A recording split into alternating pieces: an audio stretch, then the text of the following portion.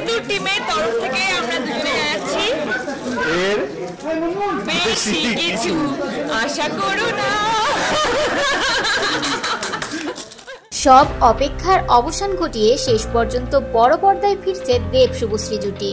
12 বছর পর আবারও রোমান্টিক ও অন্তরঙ্গ দৃশ্যে দেখা গেল সাবেক এই আলোচিত জুটিকে।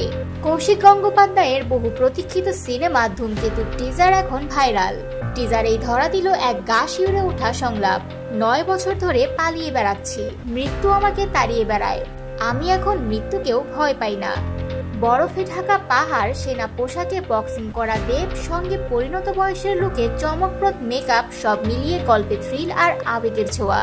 আর তার মধ্যেই সবচেয়ে বেশি আলোচনায় দেব শুভশ্রীর অন্তরঙ্গ দৃশ্য। এক সময় পর্দা আর বাস্তব দু জায়গাতেই জমজমাট প্রেম ছিল এই জুটির, কিন্তু সম্পর্ক টেকেনি। তারপর আর একসঙ্গে কাজও করেননি। আর ঠিক এই টিজার মুক্তির দিনেই দেবের বর্তমান প্রেমিকা এক পোস্টে জানান, আজ আমাদের 8 বছরের সম্পর্ক পূর্ণ হলো। অনেকেই বলছেন এটা যেন একরকম ধূমকেতুর ইম্প্যাক্ট, কারণ সাবেক প্রেমিকার সঙ্গে পর্দায় ঘনিষ্ঠতা আর বাস্তব প্রেমিকার পোস্ট দুয়ে দুয়ে 4 তো হবেই। টিজারে দেখা গেছে আরো অনেক চমক, চিরঞ্জিত, রুদ্রনীল, পরমব্রত সহ এক ঝাঁক অভিনেতা। বোঝাই যাচ্ছে এটা শুধু প্রেমের গল্প নয়, বরং এক দেশদ্রোহের প্রতিবাদে নিঃস্ব হওয়া মানুষের প্রতিশোধের লড়াই। একাধিক কারণে সিনেমাটি এতদিন আলোর মুখ দেখেনি।